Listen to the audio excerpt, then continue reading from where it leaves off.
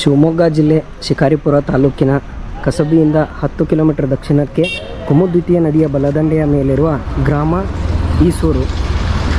ಈ ಗ್ರಾಮದ ವಿಶೇಷತೆ ಏನಂದ್ರೆ 1942ರ ಒಂದು ದಂಗೆಯ ಮಹತ್ವದ ಗ್ರಾಮಸ್ಥರು ಇಬ್ಬರು ಅಧಿಕಾರಿಗಳನ್ನು ಕೊಂದರು. ನಂತರ ಬ್ರಿಟಿಷ್ ಸರ್ಕಾರವು ಕಠಿಣ ಕ್ರಮ ಕೈಗೊಂಡು ದಂಗೆಯಲ್ಲಿ ಭಾಗವಹಿಸಿದ್ದ 5 ಯುವಕರನ್ನು ಗಲ್ಲಿಗೇರಿಸಿತು. ಇದನ್ನು ಕರ್ನಾಟಕದ ಚೌರಿ ಚೌರಾ ಎಂದು ಕರೆಯಲಾಗುತ್ತದೆ. 1942ರ ಸೆಪ್ಟೆಂಬರ್ 28ರಂದು ಈಸೂರು ಗ್ರಾಮದ ಜನರು ತಮ್ಮನ್ನು ಸ್ವತಂತ್ರರೆಂದು ಘೋಷಿಸಿಕೊಂಡರು ಮತ್ತು ಗ್ರಾಮದ ಬಾಗಿಲಿಗೆ ಬೇಜವಾಬ್ದಾರಿ ಅಧಿಕಾರಿಗಳಿಗೆ ಈಸೂರಿನಲ್ಲಿ ಪ್ರವೇಶವಿಲ್ಲ ಎಂಬ ಫಲಕವನ್ನು ಹಾಕಿದರು.